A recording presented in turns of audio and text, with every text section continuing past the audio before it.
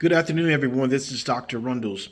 And today, for a moment of motivation, I want to talk from a subject matter quiet time.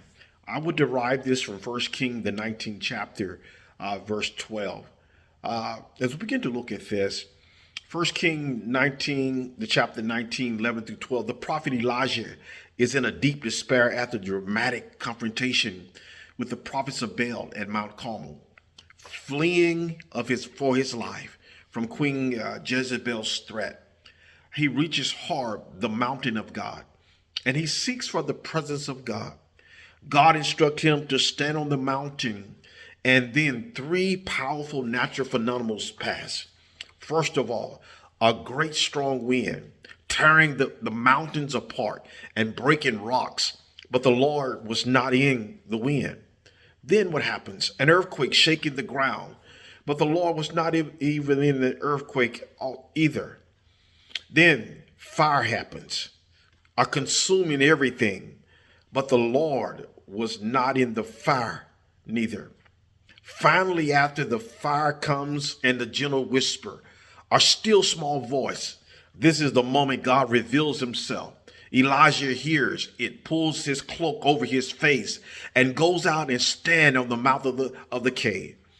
The passage is often called quiet time, a moment because it shows God's presence and his voice are not announced in loud, dramatic ways.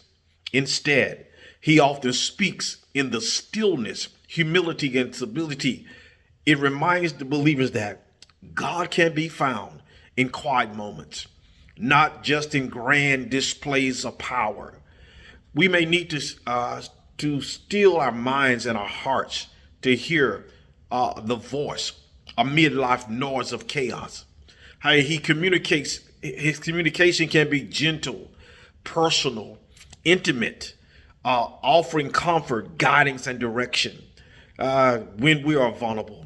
The essence of this topic is that God's voice is often heard in the stillness, and that true spiritual encounter often begins with a quiet listen. My God, how many realize that it's in the quiet time?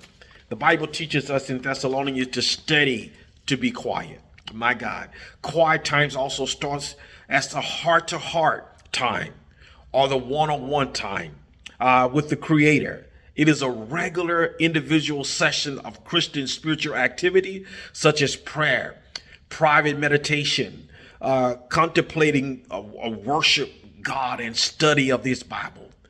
The point of God speaking in a still small voice was to show Elijah the work of God need not always be accompanied by a dramatic or manifestation, a bunch of loud noise, a loud praise, and all of those things. I mean, no, divine silence does not necessarily mean divine inactivity, not by might nor by power, but by my spirit, says the Lord. So God deals with us in the quiet times, in the isolated time. Sometimes we're isolated so we can hear the voice of God. My God, God is so wonderful. God is so good. So we begin to look at it. The Lord is adored by those who walk in the light of his face. That is, by those who live in intimate fellowship with him. They rejoice in him and enjoy the blessings of having God as their shield. It is in the prayer time, when you call out to God. Oh my God! And when God answered you, even before before you get through praying, God has already made a way for you. It is the quiet moments, and we should embrace quiet time. That moment just to speak, that moment just to hear God's voice. When everything gets quiet, God speaks. Be of good courage. Be strong and courageous. I am with you. And we have the powerful ending to this is that he says, lo, I'm with you always, even unto the ends of the earth. There's no place I can go that God's presence is not there. His presence is always present. But how many know sometimes we cannot hear because of the noise?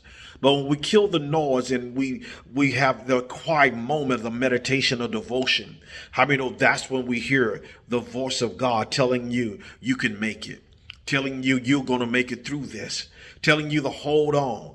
When all hope is gone, Hold on to the promises of God, that God is ever present and God is always near and God is always there. My mind.